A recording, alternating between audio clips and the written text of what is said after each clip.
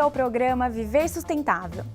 A água é um recurso natural fundamental para a sobrevivência das espécies animais e vegetais, bem como para promover o desenvolvimento econômico de nações, empresas, comunidades e cidadãos.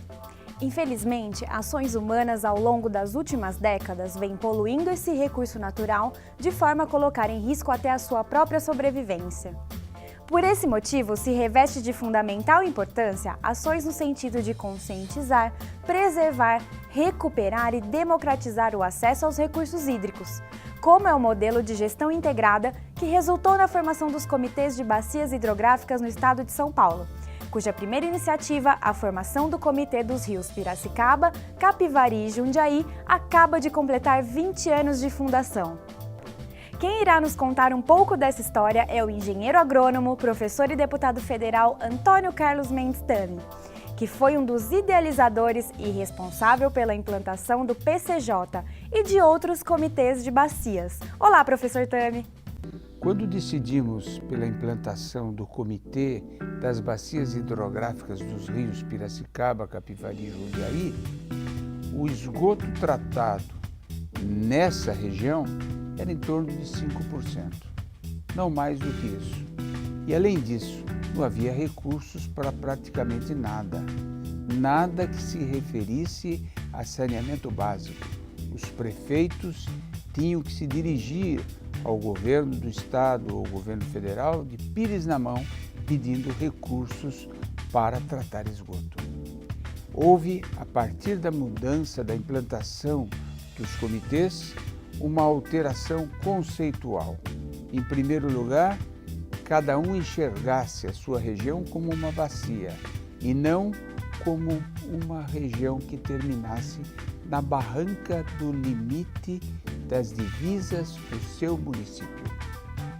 Em segundo lugar, uma participação não apenas do poder público, mas também dos agentes envolvidos, do setor privado, numa composição tripartite, 1/3 do Estado, 1/3 dos municípios, 1/3 da sociedade civil. Essa participação é que gerou, acima de tudo, uma integração e cada um dando a sua contribuição para que nós pudéssemos avançar, ter recursos próprios e podermos, enxergando que fazemos parte de uma bacia, começar pelo tratamento a montante, nos pontos mais altos, nas nascentes, porque aquilo que a gente conseguisse melhorar nas nascentes dos rios, nós estaríamos melhorando a vida, a condição de sobrevivência, de qualidade de vida de todos os moradores do rio a jusante no seu percurso inteiro. Vamos ver agora uma produção do Comitê PCJ, que nos mostra as principais realizações desde a sua fundação.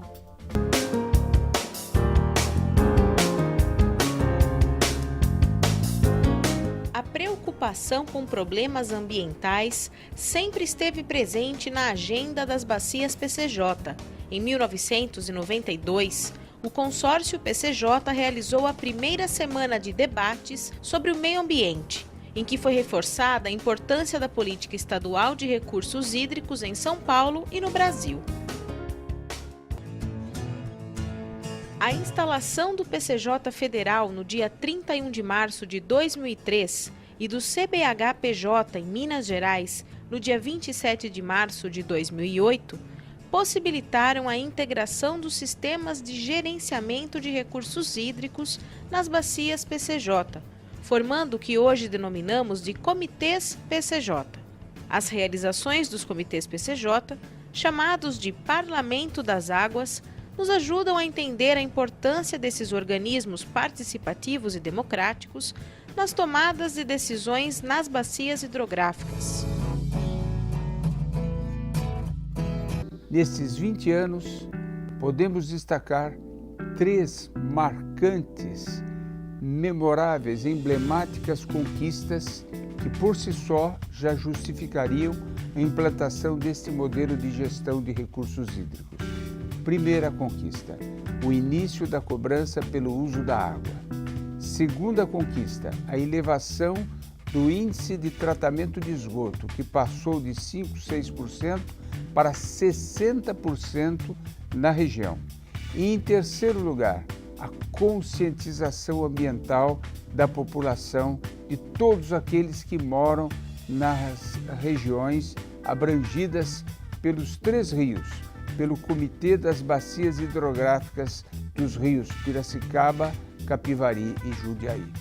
Além disso, também promoveu a recuperação das matas ciliares ao longo dos cursos d'água e iniciou o pagamento pelos serviços florestais prestados por agricultores rurais que ajudaram a conservar as matas nas áreas das nascentes dos rios, como ocorreu em Extrema, no estado de Minas Gerais.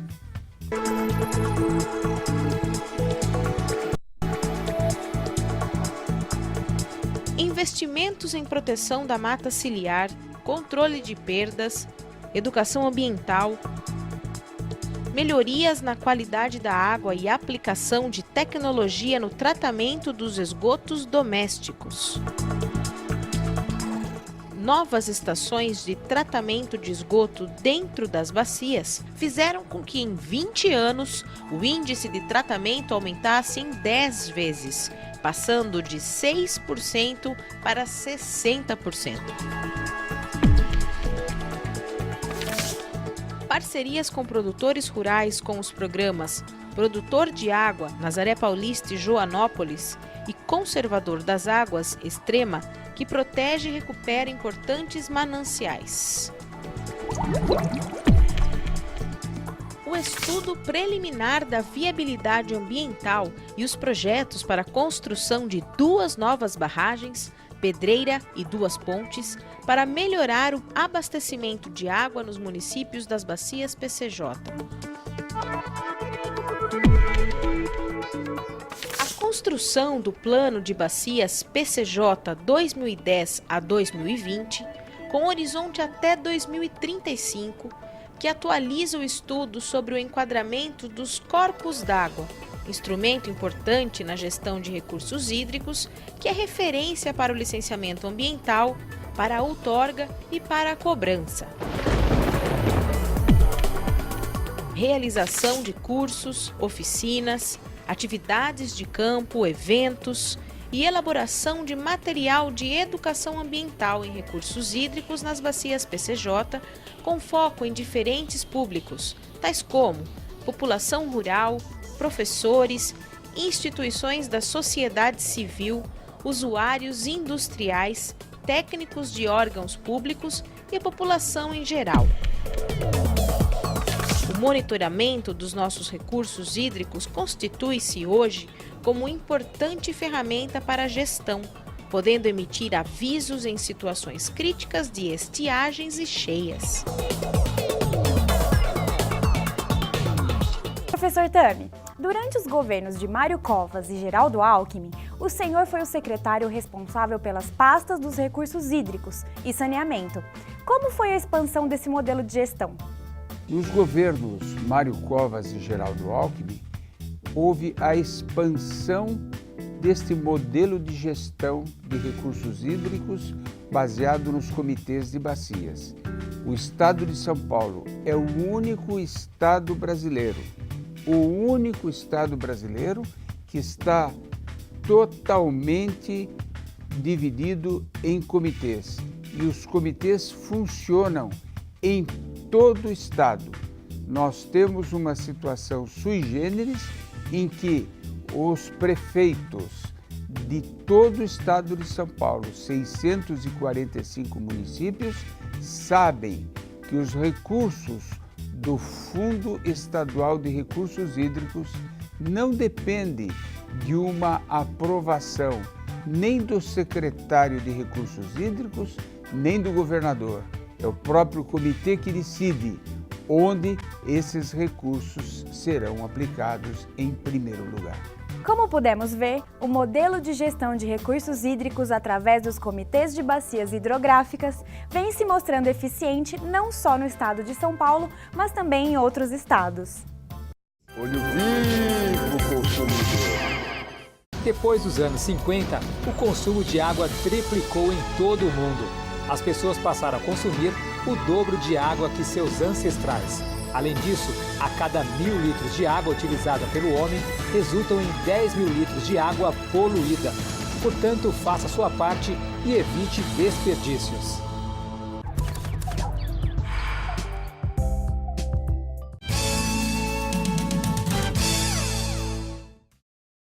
Você sabia que 3/4 da superfície do planeta são cobertos por água, mas 97% é salgada e apenas 3% é doce. Desse total de água doce existente, a maior parte encontra-se sob a forma de gelo nas calotas polares e geleiras. Outra parcela está em estado gasoso e o restante é encontrado em estado líquido, em fontes subterrâneas e superficiais. Os rios e lagos, que são as nossas principais formas de abastecimento, correspondem a apenas 0,01% deste percentual. Estamos de volta com o Viver Sustentável. E o assunto agora é o aumento da acidez dos oceanos e o risco que esse fenômeno acarreta para as espécies marinhas e para os ecossistemas. Quem comenta sobre esse assunto é o professor Mendes Tami. Relatórios recentemente produzidos por cientistas de todo o mundo vêm mostrando um panorama desalentador para os ecossistemas marinhos. Isto em decorrência das emissões de gases do efeito estufa, que estão tornando os oceanos mais quentes, mais ácidos e com menos oxigênio.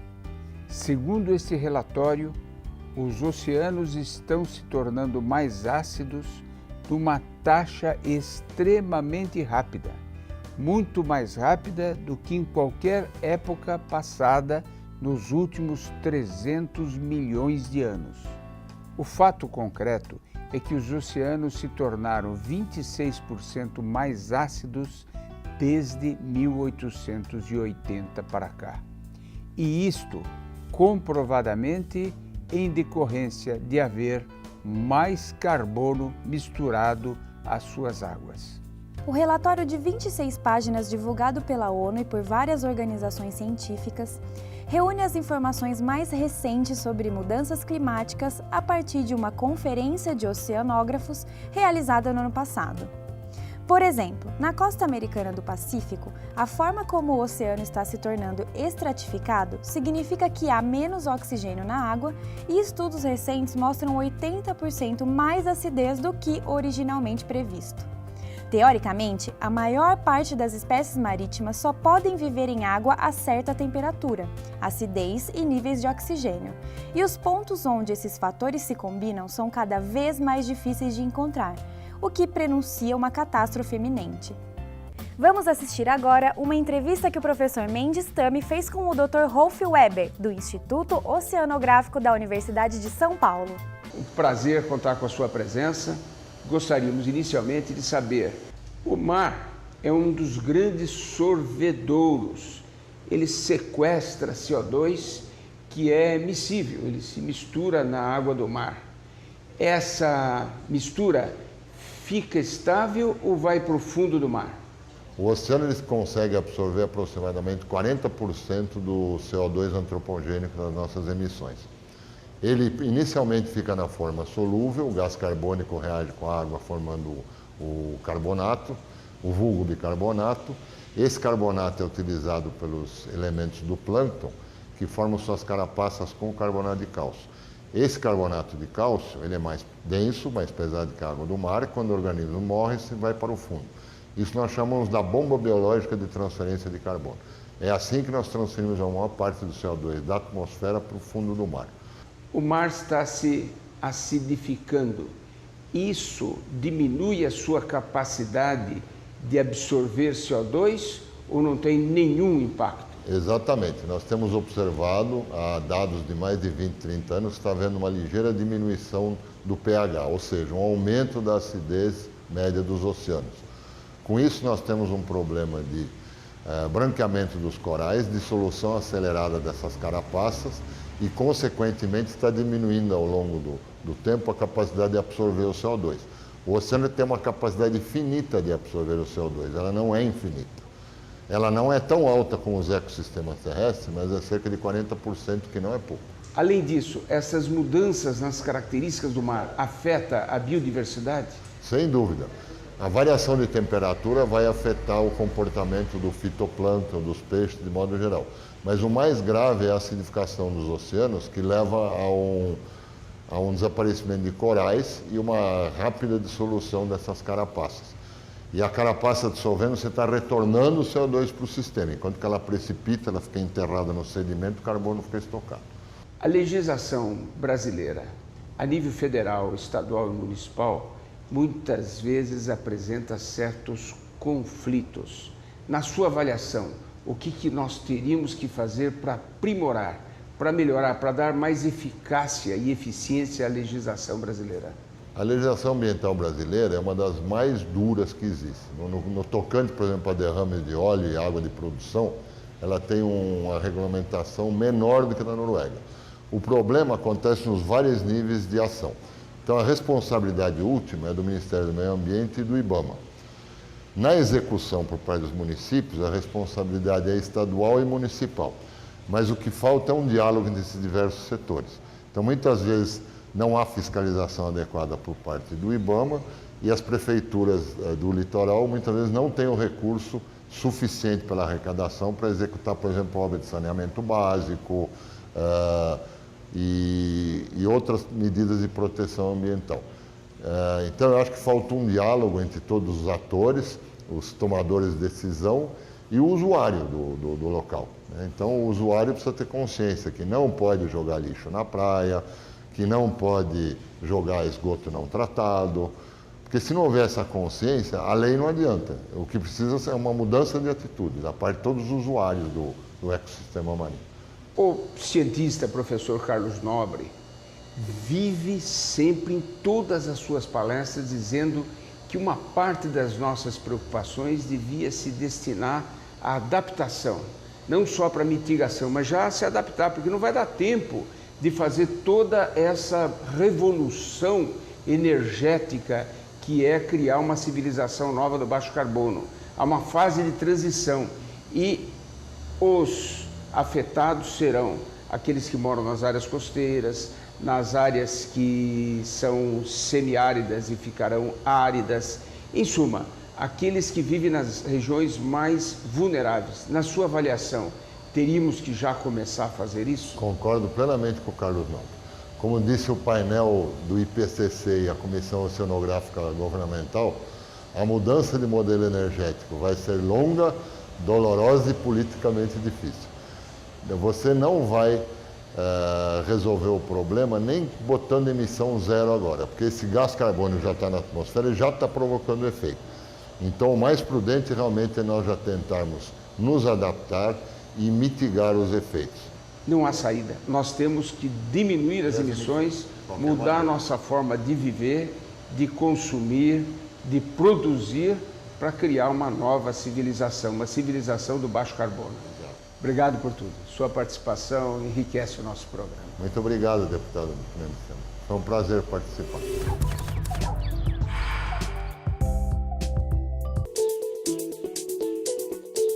O Viver Sustentável pergunta: qual dos países possui menos água por habitante?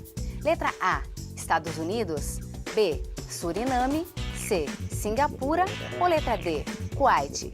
A resposta você confere no próximo bloco.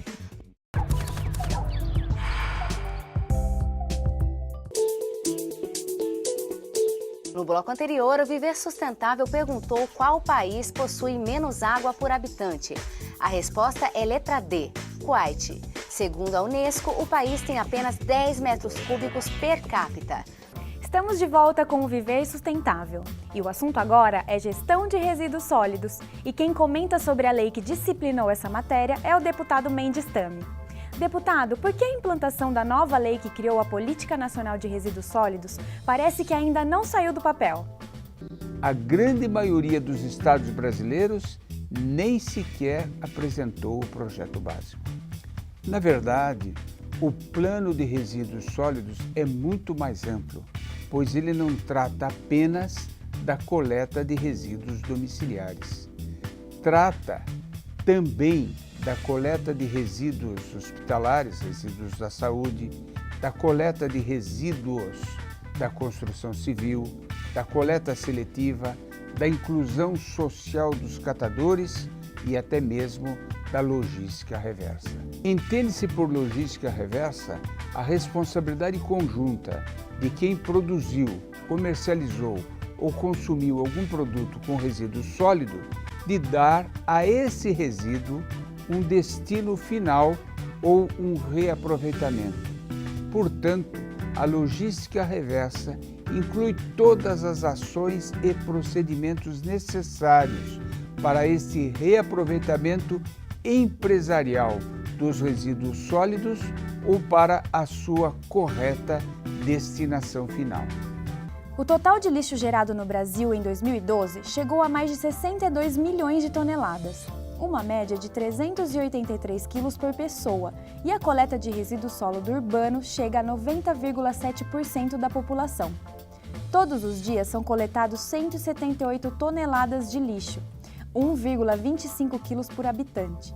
Desse total, 58% teve destinação adequada, que são os aterros sanitários. 24,2% vão para aterros controlados e 17,8% ainda vão para os lixões. No entanto, a evolução para a gestão integrada dos resíduos sólidos ocorre a passos muito lentos e ainda é preciso aumentar os investimentos no setor de limpeza urbana para poder efetivar as políticas públicas previstas na Lei 12.305/2010. Vamos ver agora matéria que mostra a reciclagem de sucatas de ferro. São montanhas e mais montanhas de sucata. Tudo isso que foi descartado poderia ir direto para os lixões ou aterros sanitários. Um problema gigantesco para a saúde humana e para o meio ambiente. Mas o ferro e o aço são materiais extremamente nobres. Seria um desperdício jogar tudo no lixo. A reciclagem foi a solução encontrada por uma empresa localizada no interior de São Paulo. A ArcelorMittal, usina de Piracicaba, ela produz o vergalhão para a construção civil através da sucata ferrosa, sucata de ferro e de aço. O material recebido das cooperativas e dos fornecedores é armazenado no pátio da empresa. Aqui, bicicletas, eletrodomésticos, partes metálicas de carros, entre outros objetos compostos por ferro e aço, aguardam o momento da limpeza e trituração. Depois de reduzida a pequenas partes, a sucata vai para as baias, onde é feita a alimentação do cesto através de enormes eletroímãs. Os fragmentos metálicos vão para o forno, que aquece a uma temperatura de 1.600 graus Celsius, até que acontece a fusão da sucata. Nesta fase, os objetos se transformam no estado líquido. Os metais fundidos são encaminhados, então, para o forno panela, onde é feito o refino, ou seja, esse processo garante a pureza da liga metálica. Agora, todo o líquido vai para a máquina de lingotamento, que dá o formato aos tarugos. Esse material volta a um forno de reaquecimento para depois ser encaminhado à laminação e ao desbaste. O trem laminador estica o tarugo, que reduz de largura e aumenta o comprimento. Ao final do processo, o que era sucata e poderia ter sido descartada nos lixões e aterros, volta ao mercado como vergalhão para a construção civil. O importante é que o produto final também é reciclável, portanto, ele consegue voltar à cadeia produtiva. Durante a reciclagem da sucata metálica, são produzidos alguns resíduos, mas tudo é reaproveitado. Na fusão, é gerada a escória, um material reutilizado para a produção de blocos de construção. Da carepa resultante do processo de lingotamento contínuo e da laminação, podem ser feitas peças para automóveis, como, por exemplo, pastilhas de freio. Nós somos uma empresa verde. O nosso processo é um processo sustentável. O nosso processo é um processo verde. Com dados fornecidos pelo SEMPRE, Compromisso Empresarial pela Reciclagem, conheça agora como estão os preços por tonelada dos principais materiais destinados à reciclagem. Preço da tonelada do material reciclável para a cidade de Belo Horizonte.